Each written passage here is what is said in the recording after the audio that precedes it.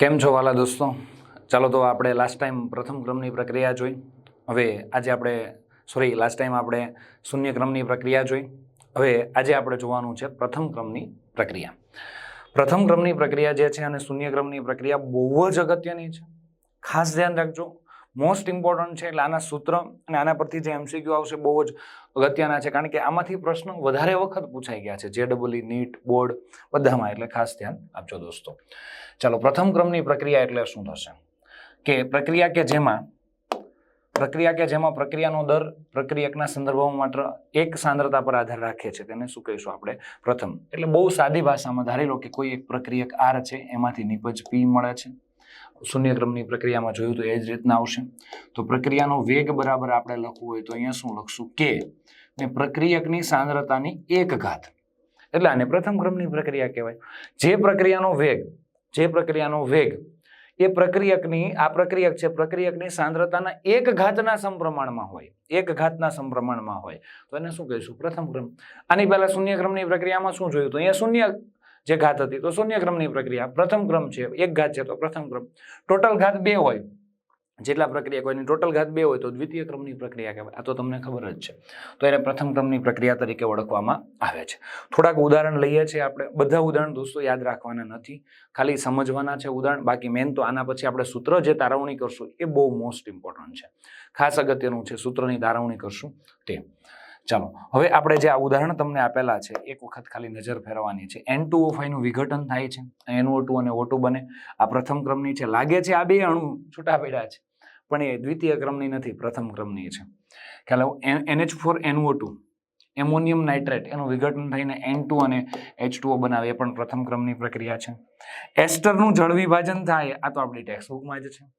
આભાસી પ્રથમ ક્રમની પ્રક્રિયા છે પ્રક્રિયા દ્વિતીય ક્રમની, પણ વર્તન કોના જેવું કરે છે? પ્રથમ ક્રમ જેવું. એટલા માટે અહીંયા લીધેલી છે. Cl2O7 આનું વિઘટન થાય. અહીંયા લાગે છે બે અણુ છે, બરાબર છે, પણ દ્વિતીય ક્રમની નથી, પ્રથમ ક્રમની પ્રક્રિયા છે. હાઇડ્રોજન પેરોક્સાઇડનું વિઘટન થાય, પાણી અને O2 બને છે. આ પ્રક્રિયા પણ પ્રથમ ક્રમની પ્રક્રિયા જ છે. N2O નું વિઘટન થાય, N2 અને O2 બને. તો આ કયા ક્રમની પ્રક્રિયા છે? પ્રથમ ક્રમની. અને મોસ્ટ ઇમ્પોર્ટન્ટ દોસ્તો, આ ખાસ ધ્યાન રાખજો, બધી જ રેડિયો સક્રિય પ્રક્રિયા છે. રેડિયો સક્રિય પ્રક્રિયા તમારે ફિઝિક્સમાં એક ચેપ્ટર પણ આવશે ન્યુક્લિયસ નામનું. એમાં જે પણ પ્રક્રિયાઓ ભણવાની થશે, વિખંડન પ્રક્રિયાઓ, એ બધી જ પ્રથમ ક્રમની છે. એમાં પણ પ્રથમ ક્રમના જ સૂત્ર લાગશે. આપણે અહીંયા કે લઈશું, વેગ અચળાંક જે છે ત્યાં તમારે લેમ્બડા કદાચ લેવાનું થશે. તો એ જે આજ છે એટલે ત્યાં એ વિકિરણનું ઉત્સર્જન થાય છે અને રેડિયો સક્રિય પ્રક્રિયા થાય છે. તો એ પ્રથમ ક્રમની. ત્યાં માત્ર એક જ પ્રકારની પ્રક્રિયા આવે છે, પ્રથમ ક્રમની. એટલે અલગ અલગ ભણવાનું નથી આવતું. ખ્યાલ આવ્યું? આપણે અહીંયા શૂન્ય ક્રમ, પ્રથમ ક્રમ, દ્વિતીય ક્રમ, એમાં વધારેમાં વધારે જે છે પ્રથમ ક્રમના સૂત્રમાંથી દાખલાઓ વધારે પૂછાય, MCQ વધારે પૂછાય છે. એટલે ખાસ ધ્યાન રાખજો. બધી જ રેડિયો સક્રિય પ્રક્રિયા જે છે એ કયા ક્રમની છે? પ્રથમ ક્રમની છે. ચાલો, તો હવે આ પ્રથમ ક્રમની પ્રક્રિયા માટે આપણે સૂત્ર તારવીએ. ધારી લો કે તમને કોઈ એક પ્રક્રિયા આપી દીધી છે. પ્રક્રિયા માટે આપણે જોઈ લઈએ છીએ. એના માટે આપણે વાત કરી લઈએ કે સૌથી પહેલા પ્રથમ ક્રમની પ્રક્રિયા, ધારો કે કોઈ એક પ્રક્રિયક જે છે, પ્રક્રિયક R માંથી નિપજ શું મળે છે? P મળે છે. આવી એક પ્રક્રિયા આપેલી છે તમને અલગ અલગ. ચાલો, તો હવે પ્રક્રિયાની અંદર પ્રક્રિયા વેગ બરાબર માઇનસ dr ના છેદમાં dt ઇઝ ઇક્વલ ટુ શું થશે? K. અને પ્રક્રિયક R ની સાંદ્રતાની કેટલી ઘાત આવશે? 1 ઘાત જે છે, એટલે 1 લખો કે ન લખો બધું સરખું જ થશે. એટલે અહીંયા હું લખીશ માઇનસ dr ના છેદમાં R ને હું નીચે લઈ લઉં એટલે અહીંયા R આવી જશે, dt ઉપર જતું રહેશે, તો અહીંયા શું થઈ જશે? K dt. બરાબર છે. હવે માઇનસ ને પહેલી બાજુ લઈ જાવ તો આ સૂત્રને આ રીતે લખશું આપણે, dr ના છેદમાં અહીંયા શું આવશે? R આવશે. બરાબર છે. માઇનસ ખાલી પહેલી બાજુ લઈ જઈએ છીએ, નવું કશું જ કર્યું નથી આપણે. ઓકે, K dt થઈ ગયું. ઓકે, ખાલી માઇનસ આ બાજુ હતું, પહેલી બાજુ લખો, બે એક જ થવાનું છે, તમને ખબર છે. અને સમીકરણ નંબર આપણે 1 કહી દઈએ. સમીકરણ નંબર શું કહી દઈએ? 1. બંને બાજુ જે છે સંકલન કરવામાં આવે છે. બંને બાજુ સંકલન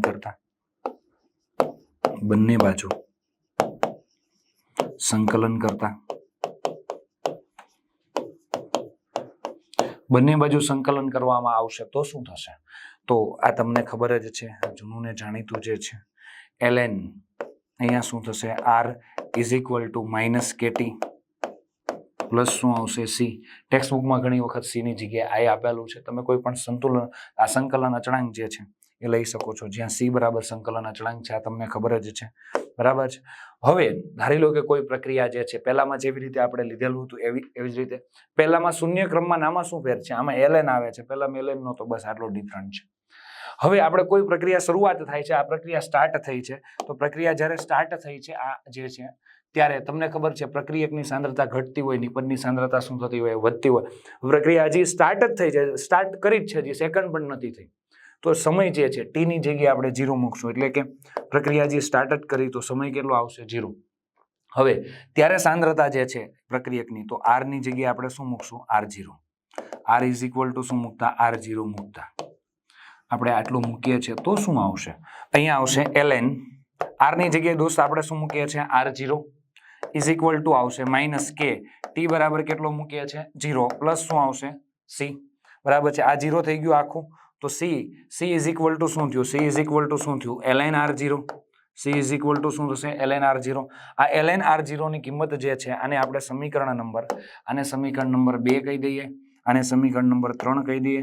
સમીકરણ 3 માંથી c ની કિંમત, આ c ની કિંમત જે છે અહીંયા મૂકી દેવાની છે આપણે, એટલે c ની જગ્યાએ આપણે શું મૂકવાનું છે? ln r0. ચાલો, તો ln r, અને આ જે છે આ ટી જે છે ln r જે છે એ કોઈ સમય ટી સમય 10 મિનિટ હોય તો 10 મિનિટે સાંદ્રતા, 20 મિનિટ હોય તો 20 મિનિટે સાંદ્રતા, તો આ સાંદ્રતા અહીંયા મૂકી દેવાની છે દોસ્તો. તો અહીંયા જે આવશે, તો અહીંયાથી આપણે ln rt કરી નાખીએ દોસ્તો. ln શું કરી દઈએ? rt. કોઈ એક ટી સમયે જે છે is equal to minus K T, અહીંયા શું આવશે? માઇનસ કેટી, આ જે હતું તે જ, અને પ્લસ અહીંયા શું આવશે? ln r0. આ તમને ખબર જ છે. ચાલો, આટલું સૂત્ર થઈ જાય છે, મસ્ત વાત થઈ ગઈ. હવે આપણે એક નાનું અમથું કામ કરી નાખીએ. ln r0 છે ને આ બાજુ લઈ લઈએ એટલે માઇનસ થઈ જશે, તો અહીંયા તમને મળશે ln rt માઇનસ શું આવશે? ln r0. જોજો બરાબર, આમાંથી સૂત્ર ઘણા બધા નીકળશે. ઇઝ ઇક્વલ ટુ શું થશે? Minus K T. હવે આને મારે લખવું હોય તો આને હું છેદમાં લખી શકું, ln rt. આવું તમને આપ્યું છે, ln rt ના છેદમાં હું શું લખીશ? ln rt ના છેદમાં શું લખીશ? ln r0. આ સિમ્પલ વસ્તુ છે. ln rt ના છેદમાં શું આવ્યું? ln r0. આ તમને બહુ સીધી વાત છે, આ ખબર જ છે. માઇનસ કેટી, માઇનસ શું આવશે? કેટી. હવે આની જગ્યાએ જો મારે લખવું જે છે એટલે કે ln કાઢી નાખવો છે, તો આ સૂત્રને મારે બીજી રીતે લખવું હોય. જો આ એક સૂત્ર જે છે એને નંબર આપતો જ જાઉં છું.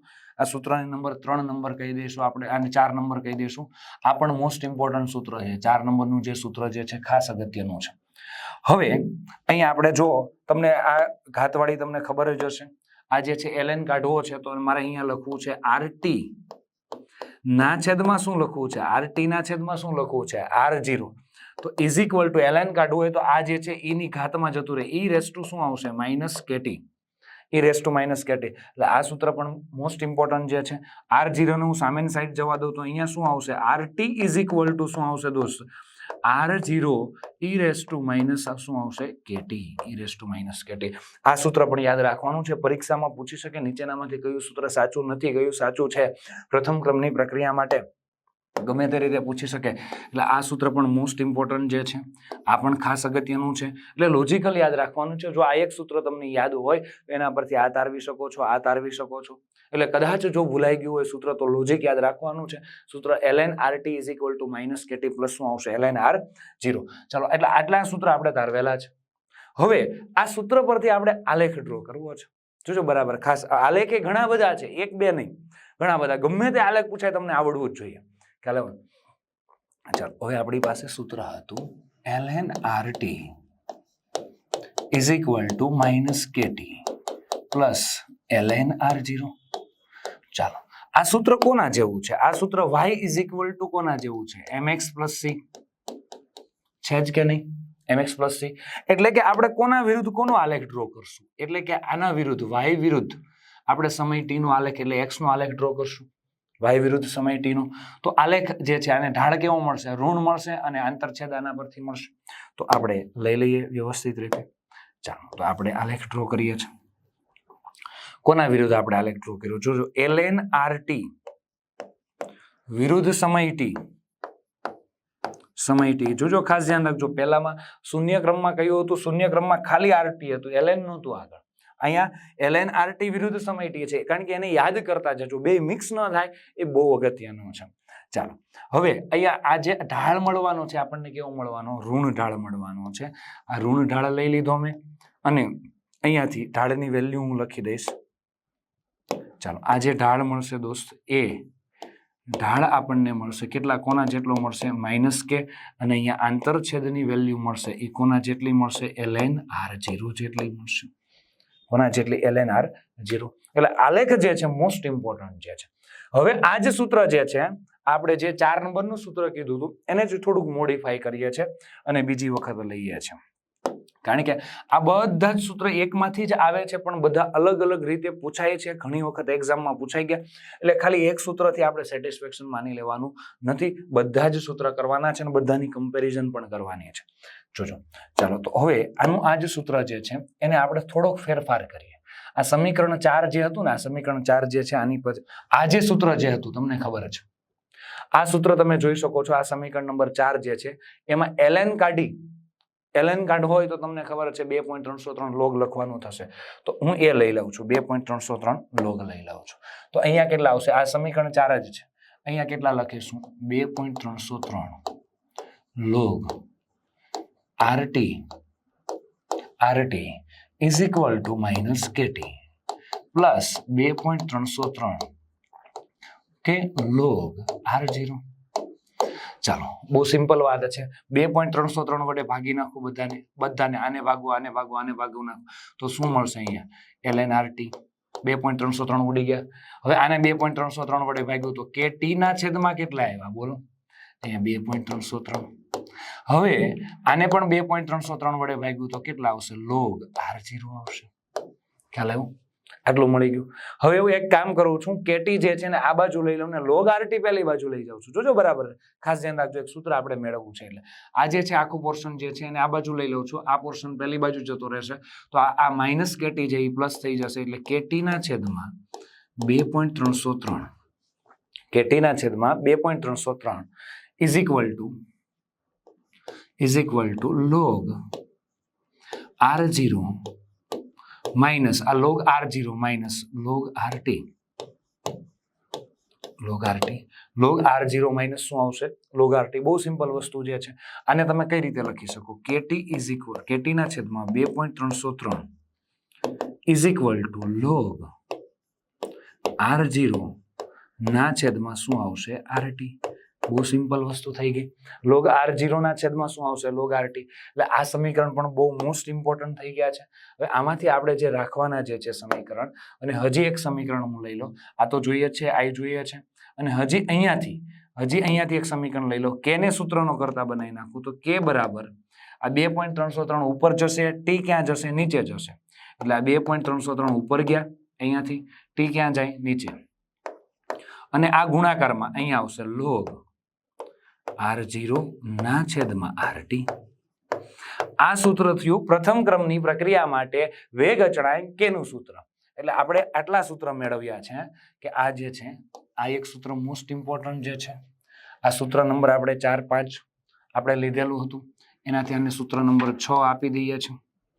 આ પણ સૂત્ર બહુ જ મોસ્ટ ઇમ્પોર્ટન્ટ જે છે, આને આપણે 7 નંબર આપી દઈએ. આના પછી આ સૂત્રની આપણે વાત કરી દઈએ કે આ સૂત્ર નંબર 8 છે, આ પણ બહુ મોસ્ટ ઇમ્પોર્ટન્ટ છે.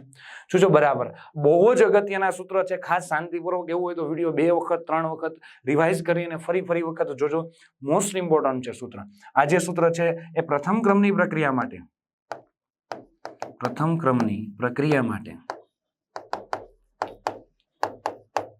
માટે વેગ અચળાંક k નું સૂત્ર છે. પ્રથમ ક્રમની પ્રક્રિયા માટે વેગ અચળાંક k નું સૂત્ર છે, મોસ્ટ ઇમ્પોર્ટન્ટ. હવે આપણે બે ના આલેખ ડ્રો કરવા છે.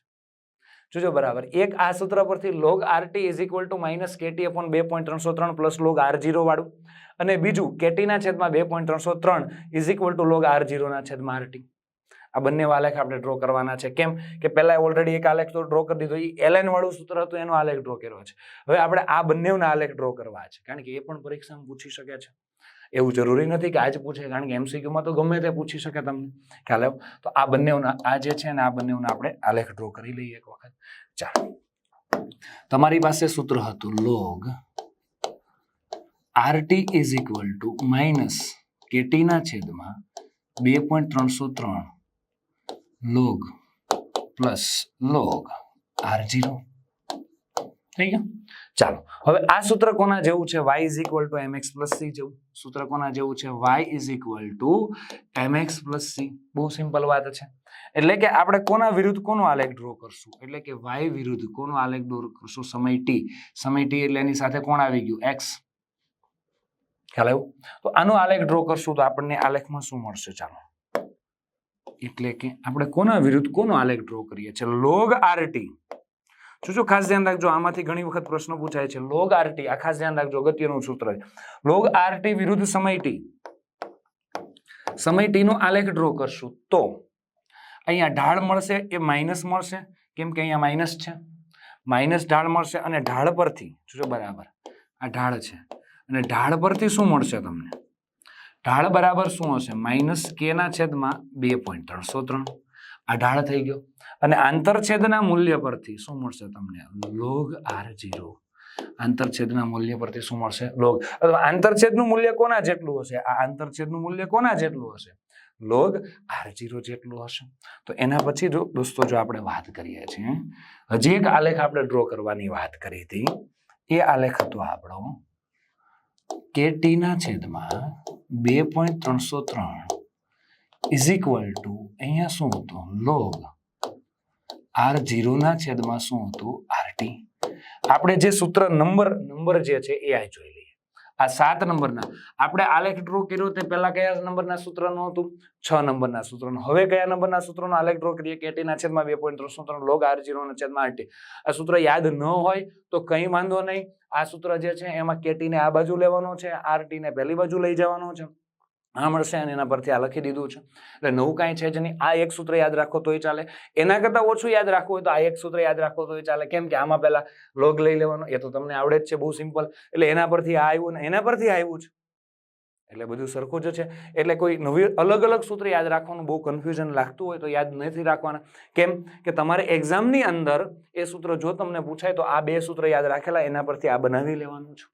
આ તો બનાવતા આવડે જ કે માઇનસ KT ના આ બાજુ લઈ લેવાના અને પહેલી બાજુ લઈ લેવાનું છે. 2 મિનિટમાં બની ગયું સૂત્ર, બરાબર. એટલે કોઈ ટેન્શન લીધા વગર આ કામ થઈ જશે તમારું. હવે આ સૂત્રને હું અહીંયા આવી રીતે લખી શકું, log R0 ના છેદમાં RT.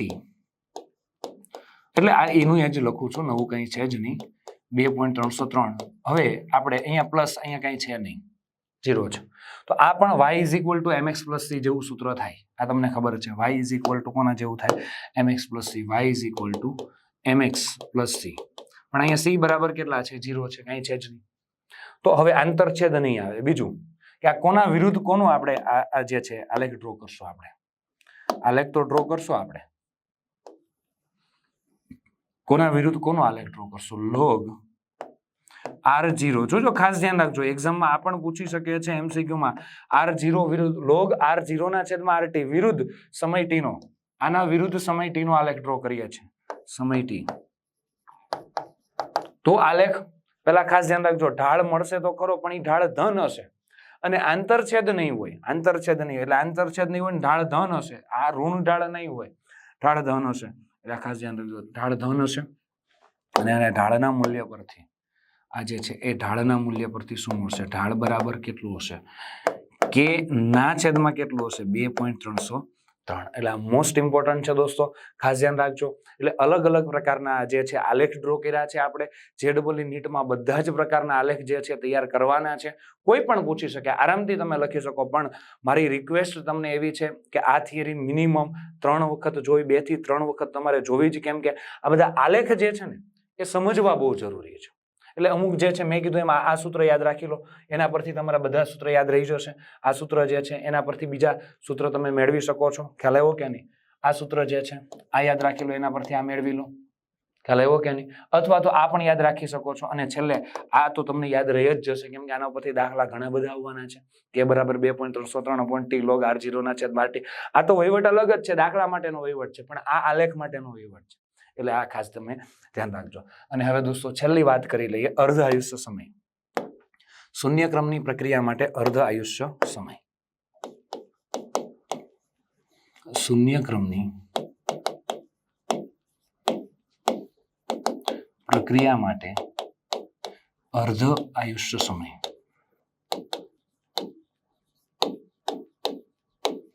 ચાલો, શૂન્યક્રમની પ્રક્રિયા જે છે એના માટે અર્ધ આયુષ્ય સમય લેવાનો છે. તો એના માટે અર્ધ આયુષ્ય સમય કેટલો થશે દોસ્તો? તો એનું આપણે સૂત્ર લખવાનું છે, હમણાં લખ્યું હતું તે જ, કે બરાબર 2.303/t log r0 ના છેદમાં rt.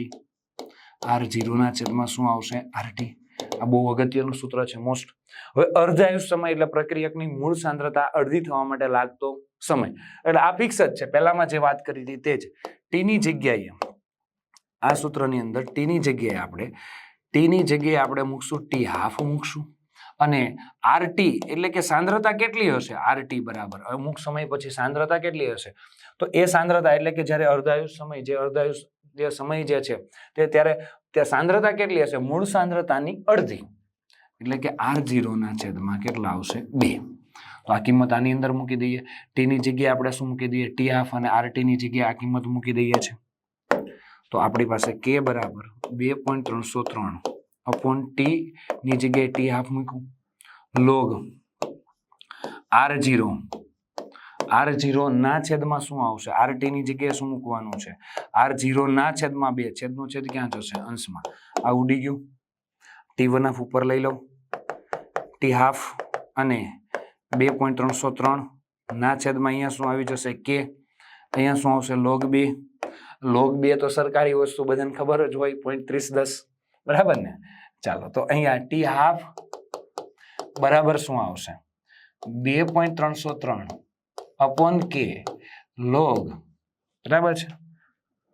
k log તો આપણે લઈ જ લીધો છે, log 2 આપણે ઓલરેડી એકવાર આ સ્ટેપ લખી દીધું છે. તો હવે આપણે સીધું જ લખવાનું છે 0.3010 ગુણ્યા કેટલા લખવાના? 0.3010. આનો ગુણાકાર તમે કરશો તો આ યાદ જ રાખી લેવાનું છે, કેમ કે આ વેલ્યુ ફિક્સ છે, દર વખતે લેવાની છે આપણે. એટલે અહીંયા જવાબ તમારે આવશે 0.693 ના છેદમાં કે. આ બહુ જ અગત્યની વાત છે, આનો વારંવાર જરૂર પડશે દોસ્તો. ઓકે, પ્રથમ ક્રમની પ્રક્રિયા માટે ટી હાફ નું સૂત્ર જે છે કેટલું? 0.693/k. શૂન્ય ક્રમની પ્રક્રિયા માટે કેટલું હતું? શૂન્ય ક્રમ માટે કેટલું હતું? ટી હાફ બરાબર r0 ના છેદમાં 2k. કેમ કે આને યાદ કરવું બહુ જ જરૂરી છે ભાઈ. શૂન્ય ક્રમની પ્રક્રિયા ટી હાફ જે છે શરૂઆતની સાંદ્રતાના સમપ્રમાણમાં હતું. પ્રથમ ક્રમની પ્રક્રિયાનું ટી હાફ જે છે સાંદ્રતા સાથે કોઈ સંબંધ નથી, સાંદ્રતાથી સ્વતંત્ર છે. એટલે આ ખાસ ધ્યાન રાખજો કે આ જે છે પ્રથમ ક્રમ માટે જે છે ટી હાફ જે છે એ મૂળ સાંદ્રતા જે છે શરૂઆતની સાંદ્રતા r0 થી સ્વતંત્ર છે, એટલે એની સાથે કોઈ સંબંધ નહીં. જો આમાં r0 આવતો જ નથી એટલે શરૂઆતની સાંદ્રતા વધે તોય ભલે, ઘટે તોય ભલે, ટી હાફ બદલાશે નહીં. એટલે ખાસ ધ્યાન રાખજો. તમને પરીક્ષામાં આ આલેખ પણ ઘણી વખત તમને પૂછાઈ જાય છે. આલેખ પરીક્ષામાં બહુ બધી વખત પૂછાઈ ગયો છે કે ભાઈ અહીંયા જે છે ટી હાફ જે છે અને r0 શરૂઆતની સાંદ્રતા જે છે, એટલે શરૂઆતની સાંદ્રતા તમે વધારો છો તો ટી હાફ ને કોઈ અસર નહીં થાય. કયા ક્રમની પ્રક્રિયા માટે? પ્રથમ ક્રમની પ્રક્રિયા માટે. ટી હાફ વધશે નહીં અને ઘટશે નહીં, સીધો જ આલેખ આવશે. એટલે સાંદ્રતા જે છે એટલે મોસ્ટ ઇમ્પોર્ટન્ટ છે દોસ્તો, યાદ રાખજો ખાસ. આ પ્રથમ ક્રમની પ્રક્રિયા જે છે એની અંદર એવું હોય તો સૂત્ર જે છે એનું ખાલી અલગથી તમે લિસ્ટ બનાવી લો અને સૂત્ર યાદ રાખો. વેગ અચળાંક k નું સૂત્ર યાદ રાખો. આલેખ જેટલા 3 આલેખ ડ્રો કર્યા તો ત્રણેય આલેખના સૂત્ર અલગથી યાદ રાખી લો. બસ, એટલે મેઇન વસ્તુ તો આટલી જ છે. આલેખ અને આ જે સૂત્ર વેગ અચળાંક k અને ટી હાફ નું સૂત્ર જે છે મોસ્ટ ઇમ્પોર્ટન્ટ છે. આના ઉપરથી આપણે ઘણા બધા MCQ સોલ્વ પણ કરવાના છીએ અને પરીક્ષામાં પૂછાય પણ છે. એટલે આ ખાસ અને વ્યવસ્થિત મસ્ત રીતે તૈયાર કરજો. Okay, thank you.